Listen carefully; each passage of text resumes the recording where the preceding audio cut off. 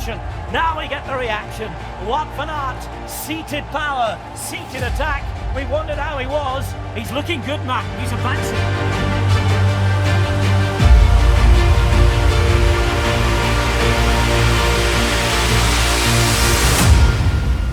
The big three, the top riders in the world, wheel to wheel, pedal stroke to pedal stroke, and this is the image we've been waiting for the last 365 days.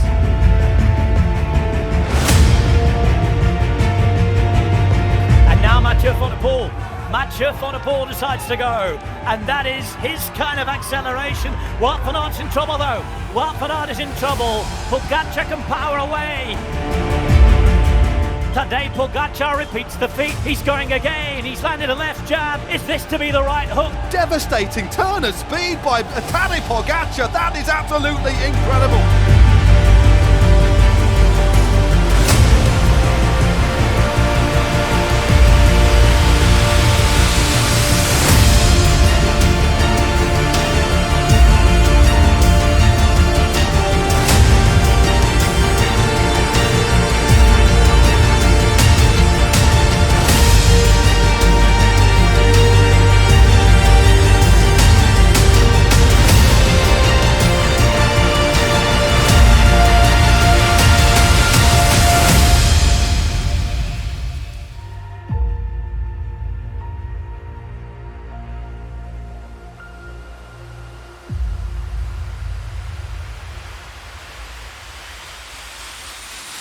Van Aert tries to follow him.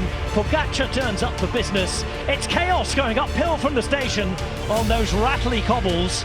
9 seconds, they're trying to bridge up. We knew that it was Alpecin versus Jumbo. It's Act 2 now.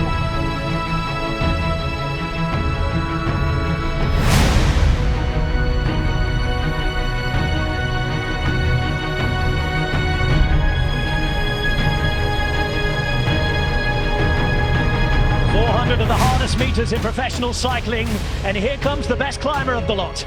Tadej Pogačar on the front, on a bit of road he knows he can make them hurt.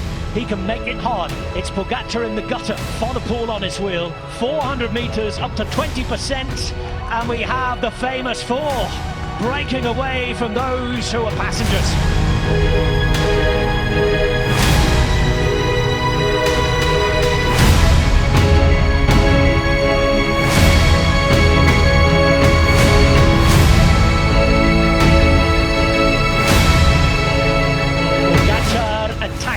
As they go onto the first cobble of the Quadramont.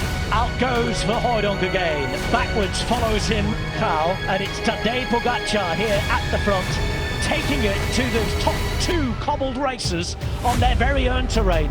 You have to hand it to him, whether it comes off or not. Van Aert and Mohoric started to lose their little climbs bit by bit, but we know that Van Aert there is working at it meter by meter.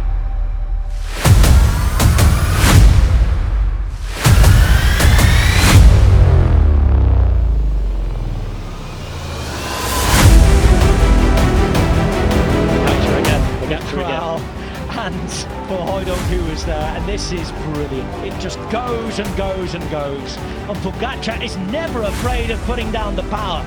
Steeper part of this towards the top as well. When you're riding it on TV, it doesn't look like a lot, but it just ramps up only 4%, 5%. You can just see it going up, but at this point in the climb.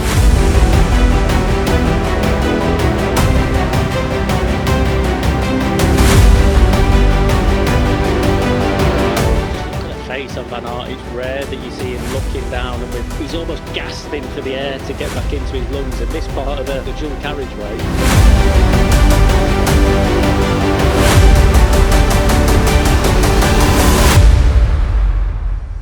And here we go, let's see, because it's Van Aert who decides to make his move. Has he been waiting? Is this the moment? I'm not sure. We will see. The minute Pogačar can follow.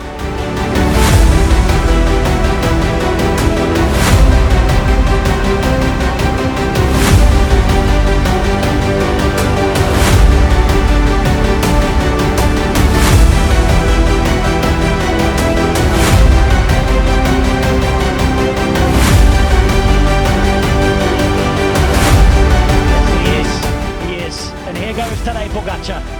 Tadej Pogačar makes his move with 3.4 kilometers to go. We knew he had to try, we knew he had to move. There's a reaction and the first attack is brought back. The cat and mouse games have started with just over 3 kilometers to go.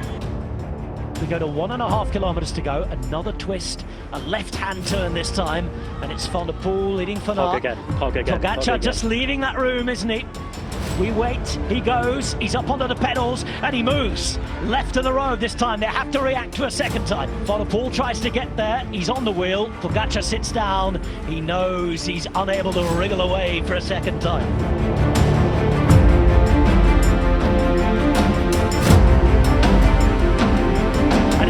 Who launches the sprint early. Pogačar trying to surprise them. Van der Poel coming through the centre. Van Aert hitting the front now on the right-hand side. It's Wout Van Aert trying to defend his title. It's wheel to wheel. It's a big battle, but it's Wout Van Aert who wins it. Wout Van Aert, the first man to defend his title here in over a decade.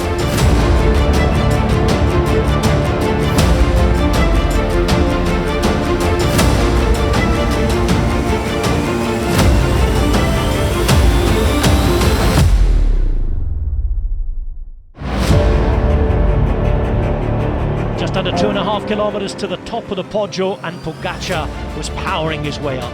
So fast they were having to brake into the corners. That's well and done. It's Pogačar time, and he moves, he goes. Can he open up some free road?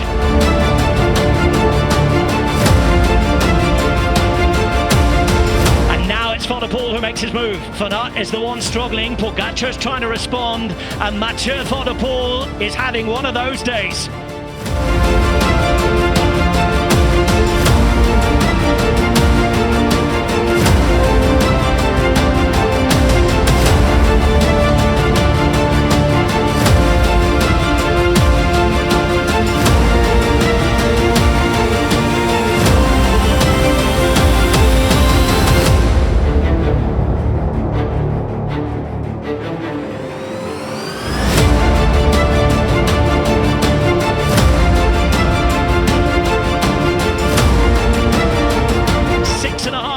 Racing.